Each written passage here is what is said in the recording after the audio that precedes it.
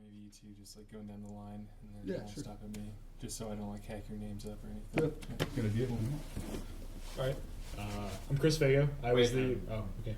Well, do I look at the cameras or what do I do? Just say action when it's recording. Okay, cool.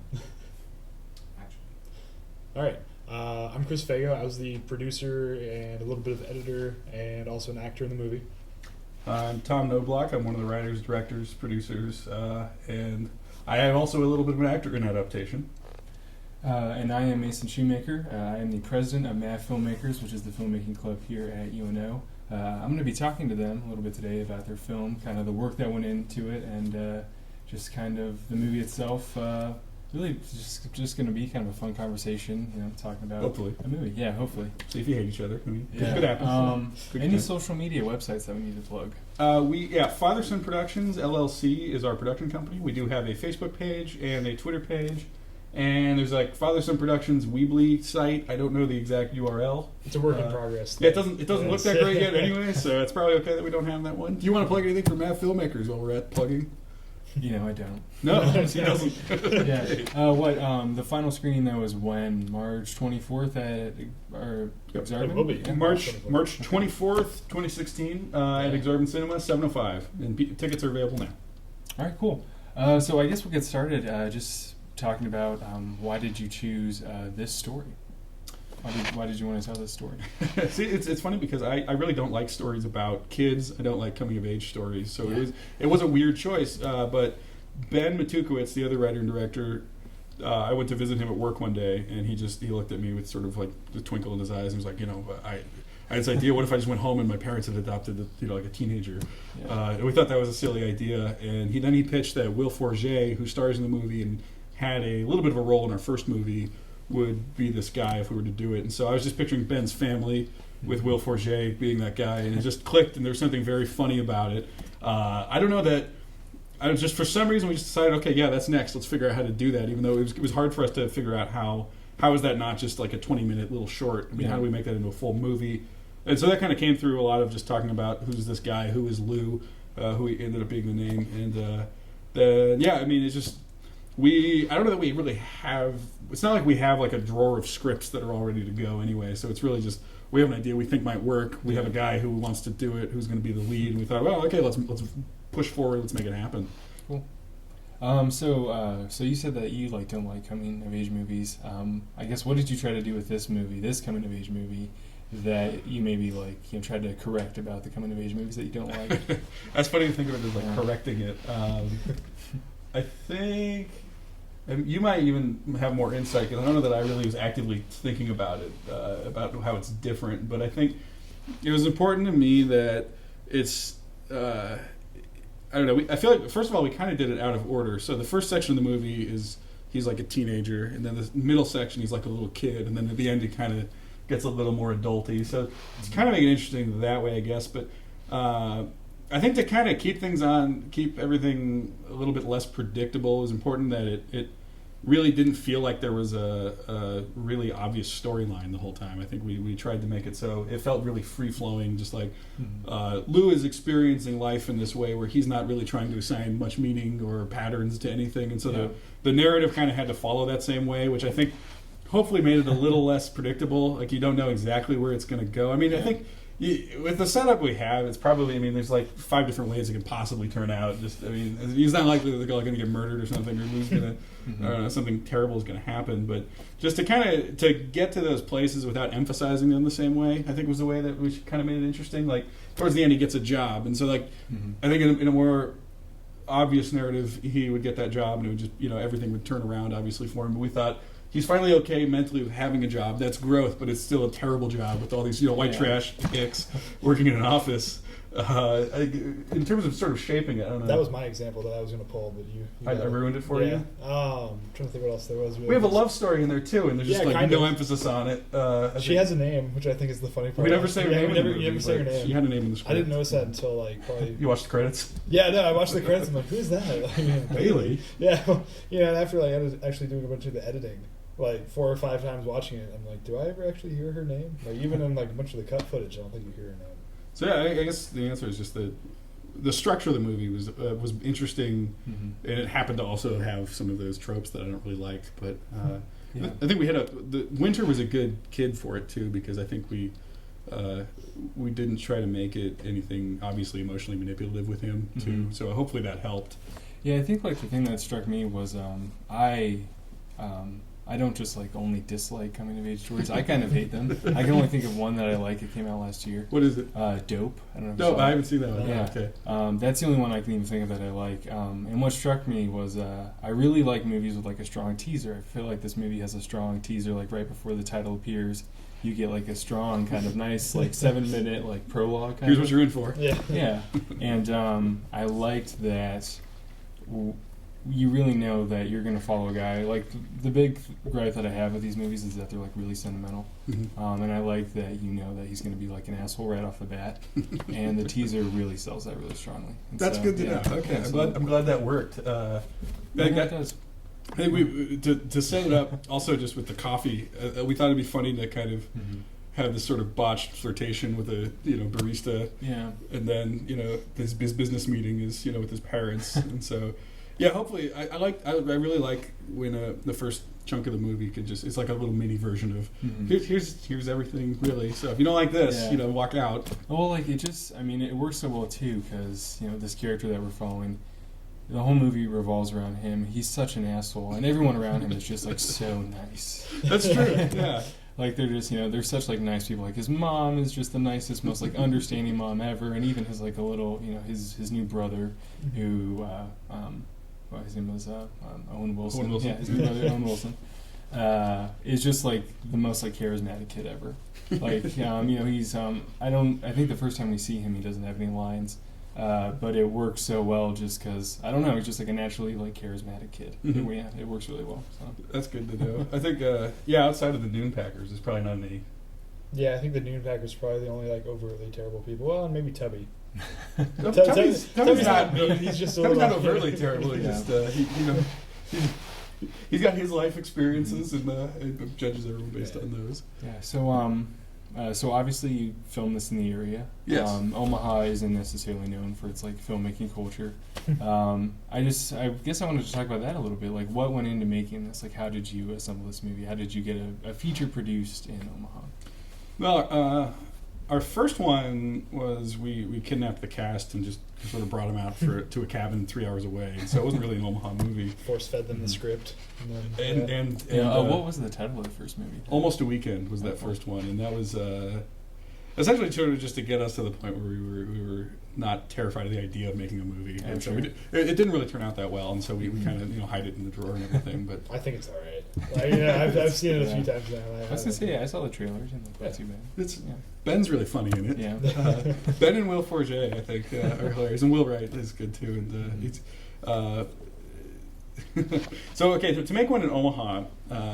You're right. There's not really much of a filmmaking culture that anyone really knows about.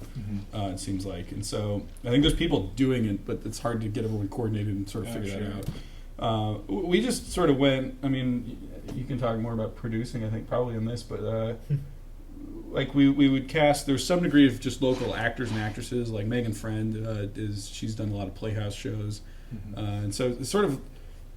I mean, we made one movie so we could kind of talk to people and ask people, and they kind of knew, okay, so you'll make something, like you'll actually go through with filming. And so then, I don't know, just in terms of, we wrote it with a lot of locations in mind, with a lot of people in mind, and so there's a varying degree of people who have some acting experience and people who we just know kind of can play that role if we have them, if we push them on set and give them some lines.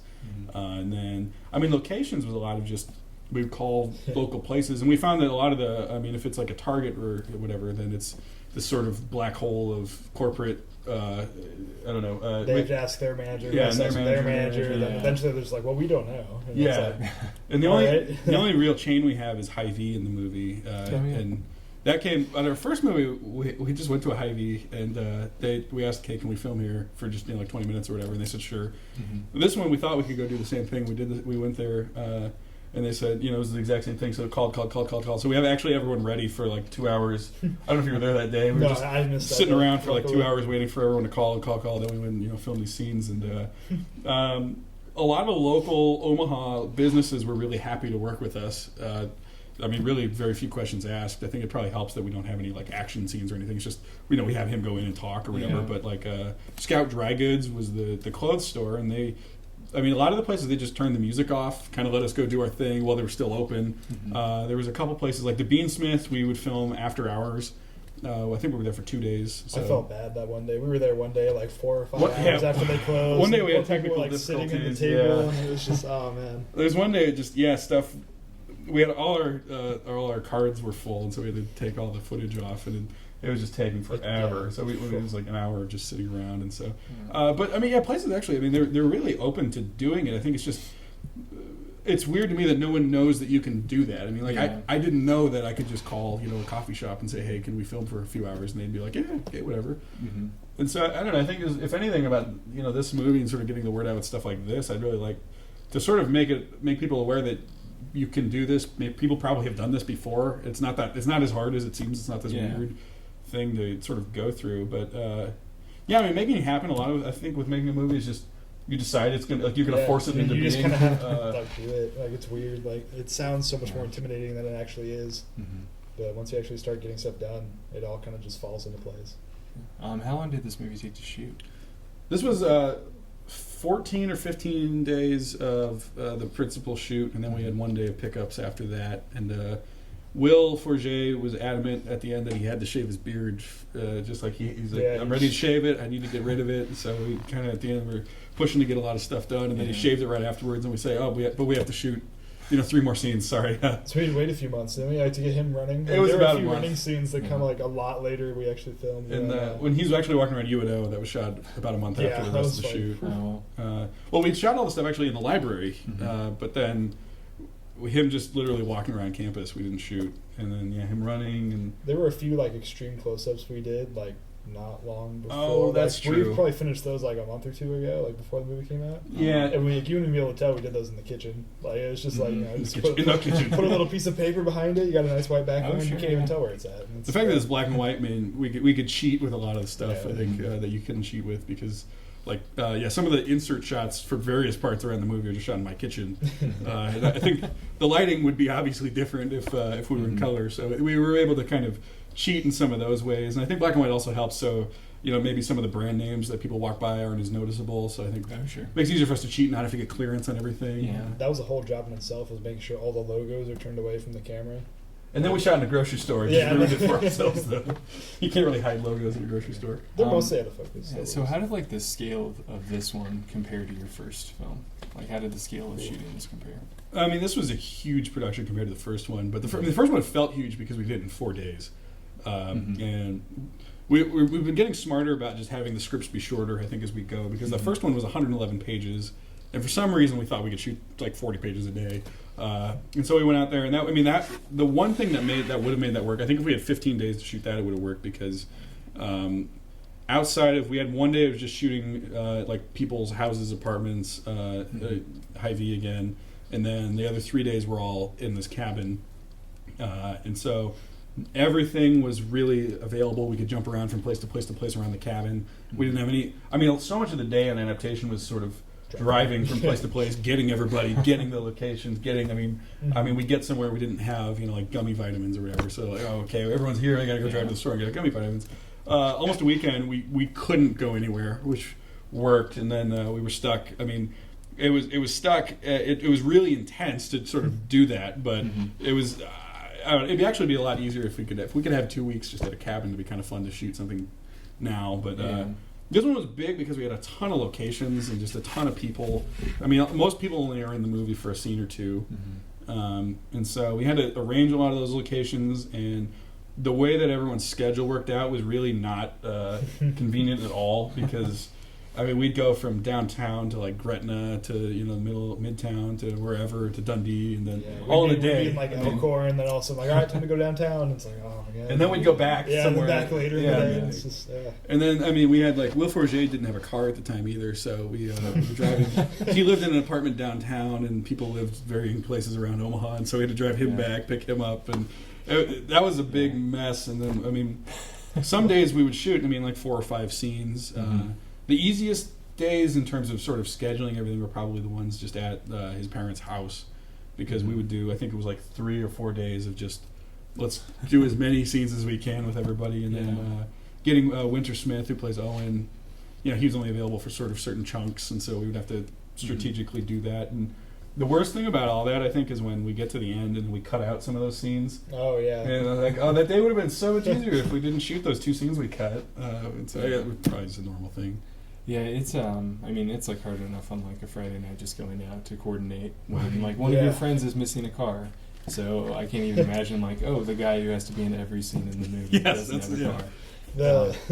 Like one of the first scenes where he pulls up and parks in front of the Beansmith. Oh, like, oh my God. We're like, all right, we have the car parked around back. He's just going to drive up, park in the front. And he's like, okay, cool, and he goes and he disappears. And like we're waiting there for like 5 minutes to pull around with the car. We had walkie-talkies on set. Will, we're ready. All right, ready to go, Will. No, we don't hear anything for he just doesn't respond. 2 minutes. Yeah. We go back Will, around, Will, you alive? You just okay? sitting in the car. Oh yeah, I'm almost ready. Okay. That scene, actually, just that first shot of him pulling up to the Beansmith, it's like the first scene after his Shining song ends in the beginning. We did that probably 9 or 10 times. We had like 40 iterations of tracks that just kept breaking just to move it along with it. We had this very janky, like just pieces of metal on. Like, it was a wooden board that Remy. There was a bunch of rollerblade wheels. The problem was to hold on to, and it just didn't work. It didn't work the first time, and then we thought we were going to fix it, and then we just ended up losing parts, and then it just got worse and worse, and then I don't remember what we ended up doing. Wheels started falling off. Like it was terrible. That's right, because I forgot about the board on top of it. So we had the tripod on top of a board, and we're just moving that. And scenes like that are never fun, and also for some reason I think our entire shoot, maybe up until the end, we just hit that right sweet spot where it was always about to rain. So I think that worked really nicely because everyone's really expressive. And they're not squinting outside of a couple scenes, but then there were a couple times when it's like we have to get this because it's going to rain. That's the big thing I was wondering about. Like, how do you plan to shoot in Nebraska weather? You just prepare.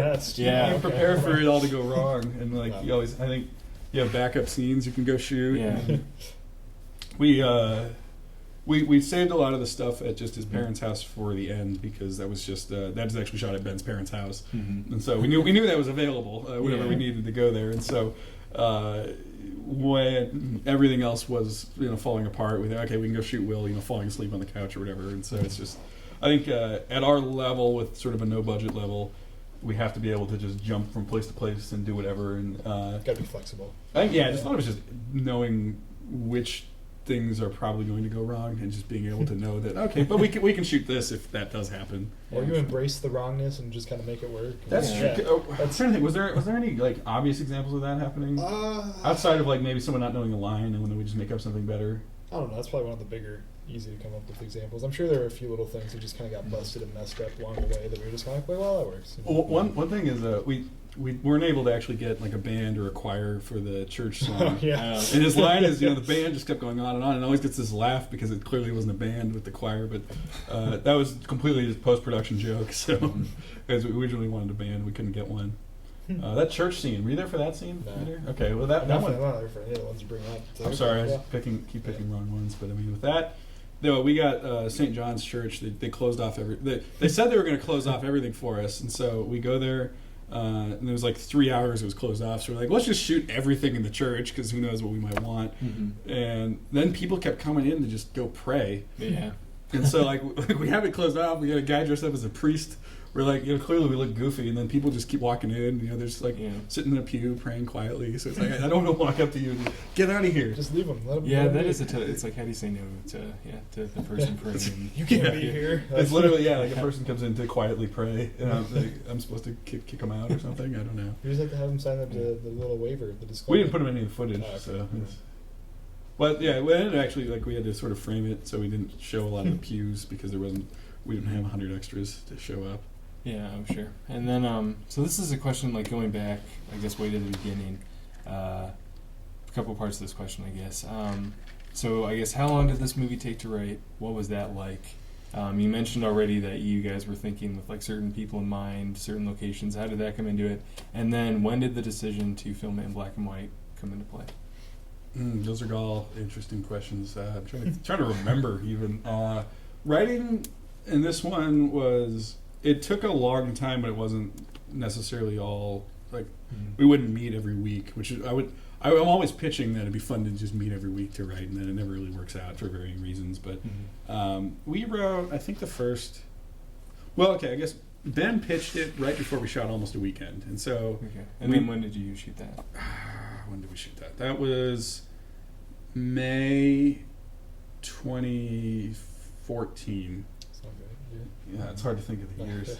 So May 2014, Ben, or would have been like right before, like April 2014, Ben would have pitched the original idea. Then by the end of May, we were still thinking about how do we make it into a real, like a full movie and not just a thing. So we hadn't really worked on it that much because we also shot a movie in the meantime. But I was remembering the Noah Baumbach movie Frances Ha, and I was thinking that if I was to think, like, just when Ben pitched it, I was trying to think, how do we make this guy interesting on his own so it doesn't just turn into a bunch of, Buster and Anyang, clashing scenes with the kid. That's a... Well, yeah, so I was thinking, okay, well, if we make it, like, Frances Ha is black and white, obviously, so you could say maybe we just stole it from that, but thematically, it was clear to us, I think, that it was becoming a story about he's chasing something that clearly he just can't, he's always in these positions where he wants to achieve something he had achieved in the past, but now it's not really doable for him. And so to shoot it in a format that looks good, but also kind of is irrelevant at the same time, added to that just general sense. And so we were just starting to focus more and more on just irrelevancy as the real conflict of the movie as opposed to the adoption. And so it's, he doesn't have a job. He doesn't really have anyone who cares about him. Or there's people who care about him, but no one who's really asking him to do anything. He's not needed anywhere.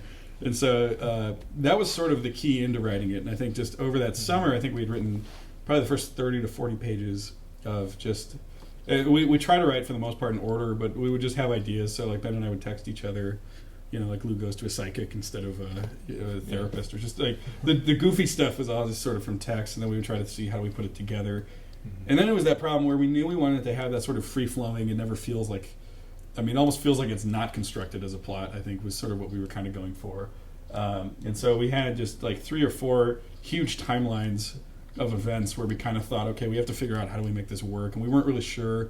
It was later in the writing process that we decided it would kind of be like teenager, child, adult was sort of basically how it would all be structured. And then we actually wrote sort of some other adventures he went on. Like we had the love interest character. We had probably 20 pages of them just doing other things, going on dates, falling in love, all of that. And we thought at a certain point it was clear that okay, this is giving him too much relevancy. I think this isn't going to work. He's too happy. It's not. Yeah, so we cut all that. Unfortunately, that kind of goes back to that whole coming of age. What do you do different? It's like we kind of avoid the more obvious undertones that you normally go with. He's like he gets his girlfriend. He becomes good friends with his brother.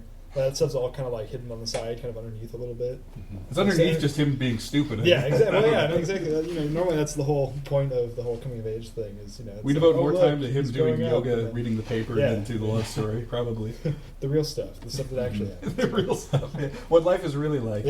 But no, so we got to a certain point in the script where we were mostly done, but we knew we needed to kind of work with it a little bit more. We didn't have the ending all the way done.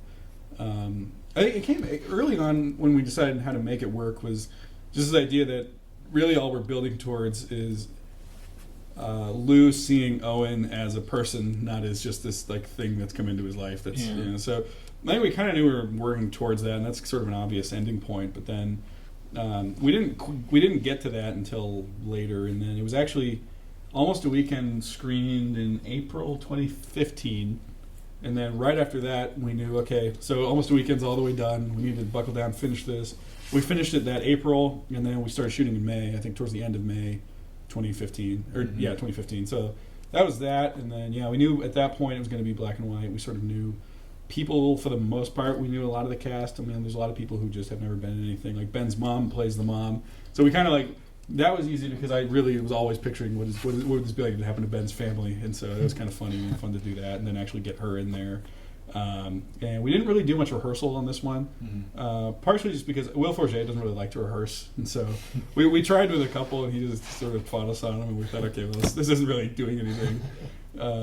Will Forget's acting method, I guess, he shows up on the day of and wants to figure it all out. Yeah, he just likes to jump into it. He's just... not much preparation involved. And it's interesting just with the different actors you work with because, I mean, I don't know what your experience is with some of them, and some of them really like to prepare beforehand, so they show up and they let's tweak it. You know, some people like to let's build it all the day of, because I think it's hard for some people to, you know, I think some people just have like a better sense of what's the end product going to be when they just, you know, read it on the page. They can kind of picture it all. And some people don't even want to. I guess some people just want to show up and be that person. Some people, like Will Forget, you kind of have to keep explaining to him and showing him, okay, here's what this scene is, like here's all the context for it, here's what it looks like, you know, here's what it's going to be. And I think when he can finally get a sense of what the end game is, it's a lot easier for him to do it. And you know, some actors just don't work that way. So I like to rehearse. I wish we would have rehearsed or been able to rehearse a little bit more effectively than we were on this one. Like the next one we're doing, we've had a ton of rehearsals we've actually already. had rehearsals for this. Yeah, cool. So I don't know if that does that answer that. I don't remember what the whole question was. Yeah, okay, for sure. Is there anything huge that changed in between like the final draft of the script to shooting, just through like circumstance or maybe like a last minute like creative decision? You know, we should go this way instead of that way. There's I think on a scene by scene basis, yeah. I think a lot of scenes are very different in terms of how they were written to then how they ended up on the page or on the when they're you know filmed, but. Yeah, so there's not like another ending where like Owen Wilson dies at the end or something. No, because I think we go in with a pretty clear idea what it needs to be, but then I think just when we get down to film a scene, you know, there were certain circumstances where like, you know, like an actor can't show up, and so we were supposed to have like one example would be when he's getting his car plasti dipped. There were supposed to be like 3 different guys there, and he's kind of talking to all of them. We had it all written completely differently.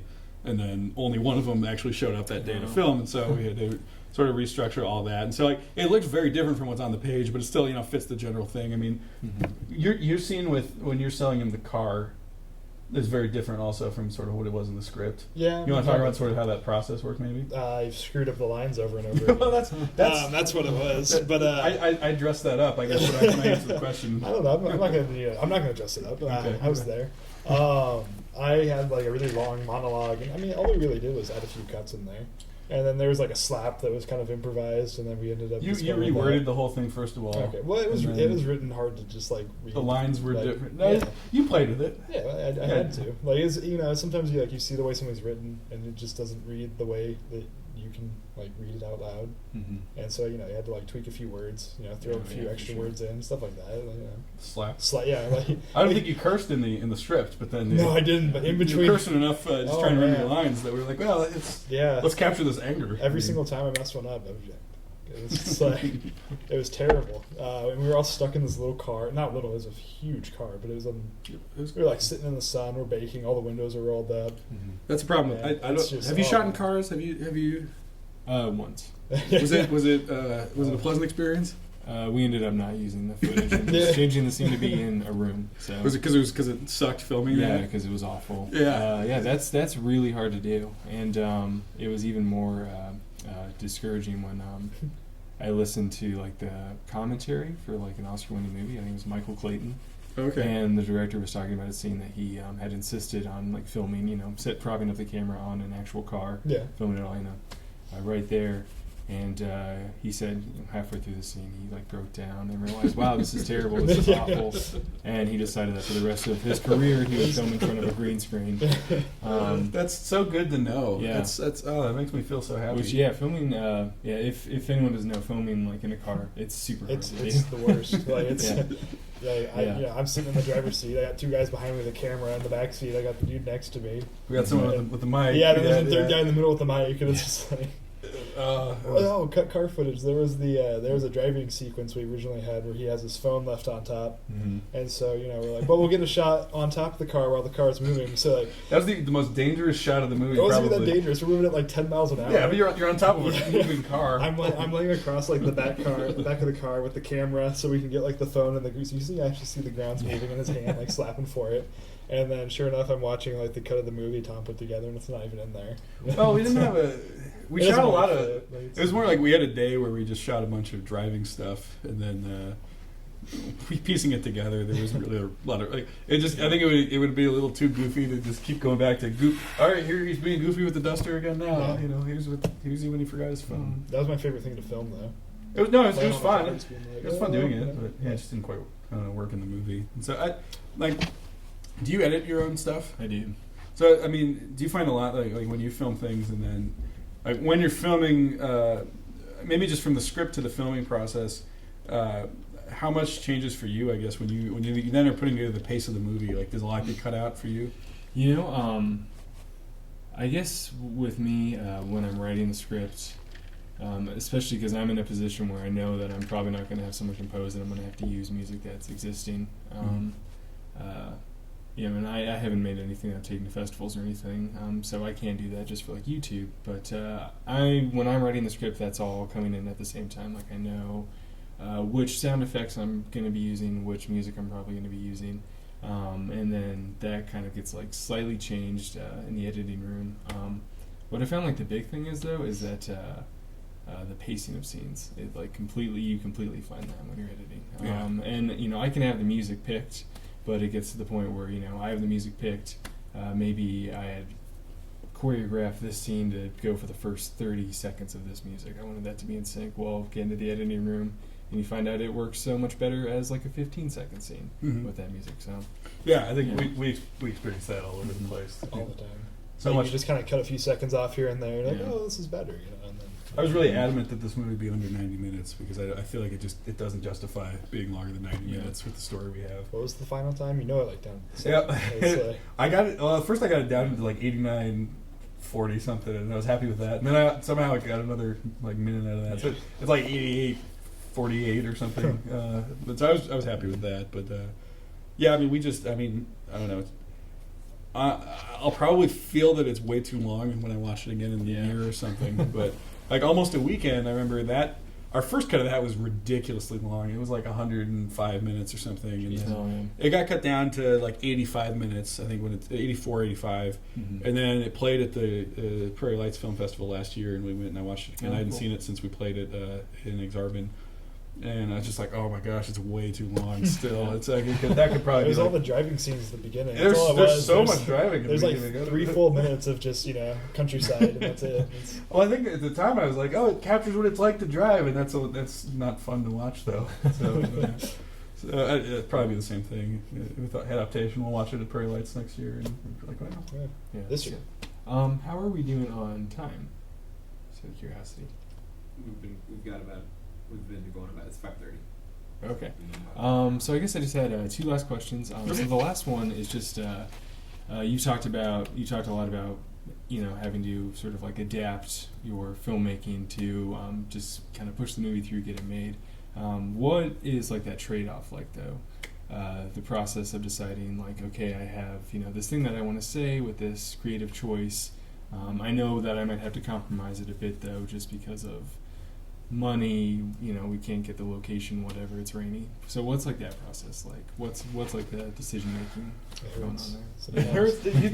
Was there an experience for you where you were not pleased with the way it turned out? Or? Well, there are a few rough things. I mean, there's a few parts where the sound's iffy. You know, there's a few like kind of jumpy, like, you know, you move the camera around a little bit. But I mean, the one time like it's really noticeable, it's almost necessary, as you put it, because it's where Winter kind of he trips. And it wasn't a scripted trip or anything. Like he just like slips onto the concrete. You just are like, oh shit, you know. And so it's, you know, we kind of had to keep that jumpiness in, so you know that we didn't have him trip push over and over over and over again. You know? Yeah, that's. Yeah, I think you have to just be because we're at a level where we have very limited resources. We have to be very open to the idea that it's not going to go exactly how we think it's going to go. And I think for me, at least, as long as I sort of know what I need to get out of a scene in terms of like as long as I know, you know, like the narrative function and then like whatever point I saw and like why was it an entertaining scene, what purpose does it serve? As long as I kind of go in with that, and then if it even looks nothing like what it was in the script, so long as I can get those, I think being open to the fact that that's going to keep happening is good. I mean, like I'm trying to think of other examples. I mean, there's just so many little scenes in this movie that just didn't go the way that we thought they were going to go, but they're still funny. I got to the point where I was still happy with them. I think they still, for the most part, worked. It's a hard trade-off, I think, to get used to, but I think it was mainly after doing almost a weekend where most of that movie just didn't go it all the way I thought it was going to. So This one, we kind of just planned for that, and I think probably just depending on the project. Like the next movie we're doing, probably as a result of sort of the last two, is it's a lot more contained. It's a lot more like a lot of it's shot in offices, so it's like we can control that environment almost entirely. There's very little room for the same sort of errors. We'll have to do some set building this time around, which will cool. be interesting. Yeah. Yeah, and that's actually just the last thing that I wanted to ask about. Just can we get like a little like preview of what the next movie's going to be like? I thought you were going to set what's building. going on with that? We actually How had do you one build set in sets? Adoptation. We don't But yeah, no, it's fine. Yeah. We're making up. We're revising his question. You pitched the movie. Yeah, it's your baby. So. The next movie is called Naomi Jones. We start filming in a few weeks here. It's also filmed in Omaha. Very cool. Essentially, my pitch for it is, what does 8.5 or Stardust Memories look like for a mumblecore filmmaker? So it's about you have an independent filmmaker named Naomi Jones, who's being played by a good Lincoln actress named Leah Cardenas, and she's done a couple like no budget movies, sort of like we have, and then in this one she's got a financier who's giving her like $275,000 to make sort of a passion project of hers, because she's essentially proven herself as qualified to do so. And then the whole movie takes place over an hour and a half on set of everything going wrong and her dealing with that, and sort of her mental process from failing to film one scene to then lunch break to then having to go back to film another one. It's sort of real time. It kind of cheats here and there, so it's not quite real time, but it is. I mean, it all takes place over a pretty concentrated amount of time. So everyone's wearing the same costumes for the most part. It's it's easier. Is that going to be in color or black and white? It's in color. It's funny. I think you make one black and white movie, and like every movie, everyone's going to be asked. So this one's in color, right? Yeah, sounds good. So that's, you want to talk about that one? Fago's in it again. Yes, and he's producing. Producing once more. Sound. You want to talk about the project at all? I mean, You've been rehearsing. Yeah, I'm really excited for it. Honestly, I'm almost more excited for it than Adoptation. I think it's gonna be a lot more fun to work on. Like it's gonna be more fast paced. Yeah, like there's a lot more like snappiness going to it. It's kind of like screwball-y in terms of the way that works. So it's a lot more focused dialogue. We have an Adoptation that's almost never focused, really. The dialogue's all kind of just like jumping around, like, Will's trying to get to the end of the line. And it's a little more out there than Adoptation, I'd say. Like it's more of like I don't know. It gets weird, but I think it's like normal at the same time. So it's kind of strange. Like even like the energy of that phone store scene in Adoptation, I think was really fun to get something just very silly like that. And so I think Naomi Jones kind of grows from capturing a sort of more intense.